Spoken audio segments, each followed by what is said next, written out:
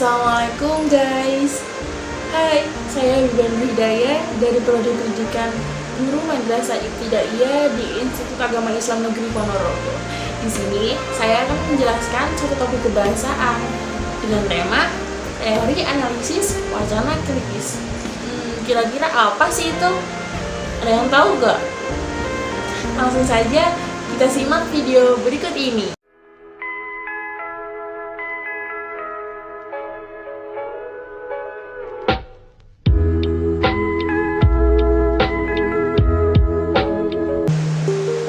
Teori analisis wacana kritis adalah sebuah pendekatan analisis linguistik yang bertujuan untuk memahami hubungan antara bahasa, kekuasaan, dan ideologi dalam sebuah teks atau bahasa tertentu. Pendekatan ini dikembangkan oleh sejumlah pakar bahasa dan sosial pada tahun 1990-an dan sejak itu telah banyak digunakan dalam penelitian di bidang linguistik, sosiologi, psikologi, antropologi, dan ilmu politik. Hal ini telah diterapkan pada berbagai konteks, mulai dari media massa hingga politik dan pendidikan. Analisis wacana kritis menganggap bahasa sebagai alat yang digunakan untuk memperjuangkan kepentingan dan mempengaruhi pandangan dunia. Dalam konteks ini, teks atau bahasa tidak hanya dianggap sebagai representasi dari realitas, tetapi juga sebagai cara untuk membangun realitas itu sendiri.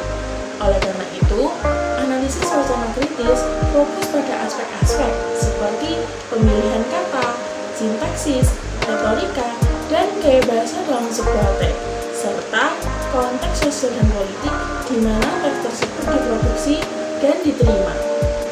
Sebagai contoh, seorang analisis wacana kritis dapat mempelajari penggunaan bahasa dalam sebuah pidato politik untuk memahami pemimpin politik membangun narasi yang menguntungkan bagi kepentingan mereka sendiri dan mengabaikan atau menindas pandangan alternatif. Analisis wacana kritis dapat memeriksa kata-kata, frasa, dan gaya bahasa yang digunakan, serta konteks sosial dan politik di mana pidato tersebut disampaikan. Dengan demikian, analisis wacana kritis dapat membangun pemahaman yang lebih mendalam tentang hubungan antara bahasa, kekuasaan, dan ideologi dalam sebuah teks. Pendekatan analisis wacana kritis juga menekankan pentingnya konteks sosial dan politik dalam memahami bahasa. Analisis wacana kritis mempertimbangkan faktor-faktor seperti jenis kelamin, ras, kelas, dan orientasi seksual dari penulis atau pembicara dalam memahami bahasa yang digunakan. Sebagai contoh, seorang analisis wacana kritis dapat memeriksa bagaimana media massa menggambarkan migran atau pengungsi dan bagaimana bahasa tersebut mencerminkan pandangan dan kepentingan kelompok tertentu. Dalam melakukan analisis wacana kritis, terdapat beberapa tahap yang harus dilakukan. Tahap pertama adalah mengumpulkan data yang bisa berupa teks tertulis, rekaman audio atau video, atau bahasa yang digunakan dalam konteks tertentu. Tahap kedua adalah menganalisis teks dengan memperhatikan elemen-elemen seperti struktur, gaya bahasa, dan konteks sosial dan politik. Tahap ketiga adalah menafsirkan teks dengan mengidentifikasi pandangan, nilai, atau ideologi yang berdasari bahasa yang digunakan. Tahap keempat adalah mengevaluasi teks dengan mengidentifikasi konsekuensi sosial dan politik dari bahasa yang digunakan. Nah guys, ada pula beberapa prinsip utama yang melandasi teori analisis wacana kritis. Yang pertama, JDA mengasumsikan bahwa bahasa adalah tindakan sosial.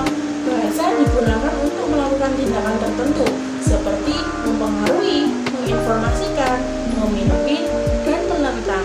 Yang kedua, JDA mengasumsikan bahwa bahasa merupakan bagian integral dari kekuasaan sosial.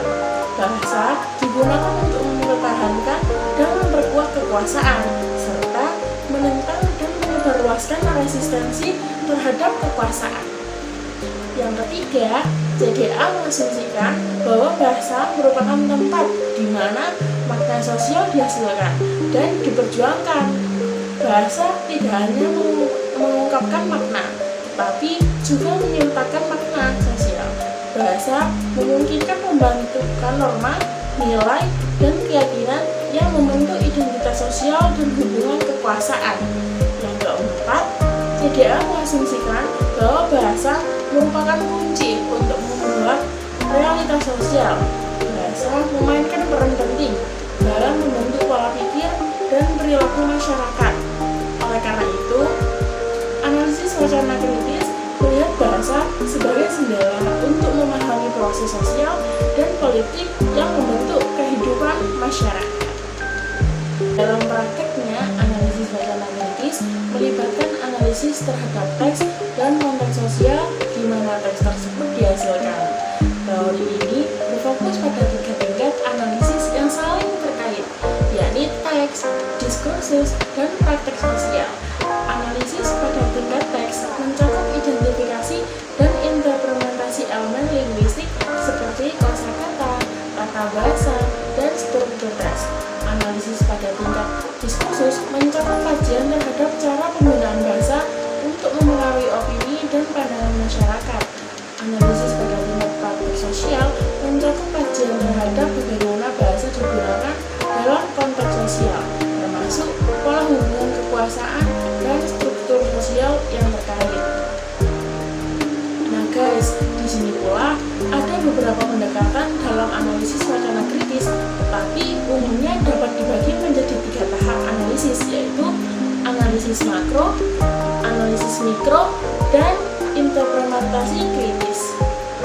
Di sini saya akan menyinggung sedikit tentang analisis mikro, yakni peneliti akan mengidentifikasi unsur-unsur bahasa seperti kata, frasa, dan kalimat dalam teks dan menganalisis bagaimana unsur-unsur tersebut membentuk makna yang lebih besar. Peneliti juga akan memperhatikan bagaimana bahasa digunakan untuk mempresentasikan dunia sosial dalam teks, termasuk konsep-konsep seperti gender, kelas, sosial, ras, dan agama. Pada tahap analisis mikro, penelitian akan memperhatikan beberapa aspek penting seperti pemilihan kata dan frasa. Peneliti akan melihat bagaimana penggunaan kata dan frasa tertentu dapat mempengaruhi makna teks secara keseluruhan. Misalnya, penggunaan kata imigran versus pengungsi dapat memiliki konotasi yang berbeda dalam konteks tertentu.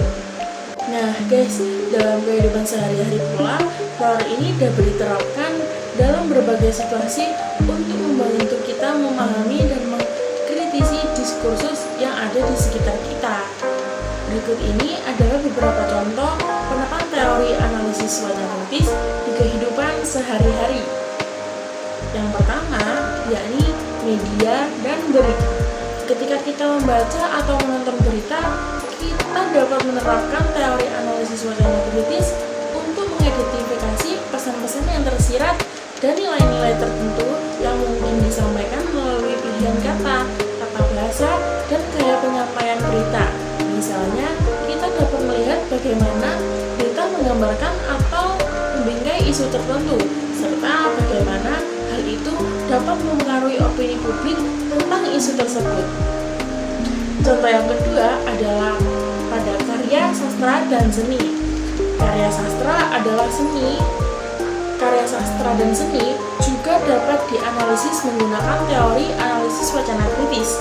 Kita dapat memperhatikan bahasa yang digunakan oleh penulis atau seniman, serta konteks historis, sosial, dan politik di mana karya tersebut dihasilkan. Dengan demikian, kita dapat memahami pesan-pesan yang terkandung dalam karya tersebut dan bagaimana karya tersebut mencerminkan dan atau mempengaruhi pandangan dunia yang berbeda-beda. Contoh yang ketiga adalah di lingkungan kerja. Di tempat kerja, teori analisis wacana kritis dapat membantu kita memahami bagaimana kebijakan, prosedur, dan komunikasi dalam organisasi, tercermin dalam bahasa dan tata bahasa tertentu. Kita dapat mengidentifikasi bagaimana bahasa digunakan untuk mengekspresikan hierarki dan kekuasaan di tempat kerja, serta bagaimana diskriminasi dan ketidakadilan dapat terjadi melalui bahasa dan komunikasi di tempat kerja. Dan contoh di lingkungan sosial adalah di lingkungan sosial, teori analisis wacana kritis dapat membantu kita memahami bagaimana bahasa digunakan untuk membangun identitas dan kelompok sosial tertentu, serta bagaimana diskriminasi dan ketidakadilan sosial dapat tercermin dalam bahasa dan komunikasi. Dengan menggunakan teori ini, kita dapat lebih kritis dalam memahami diskursus sosial yang ada di sekitar kita dan mencoba untuk mengubahnya. Dalam kesimpulan, teori analisis wacana kritis dapat diterapkan dalam berbagai situasi di kehidupan sehari-hari untuk membantu kita memahami dan mengkritisi diskursus yang ada di sekitar kita, serta untuk mempromosikan keadilan dan kesetaraan dalam bermasyarakat. Nah guys, itu tadi penjelasan tentang teori analisis wacana kritis. Kira-kira sudah paham apa belum ya? Oke deh, sekian dulu ya video kali ini. Jangan lupa di subscribe, like, dan di komen. Nah, sampai jumpa di video selanjutnya.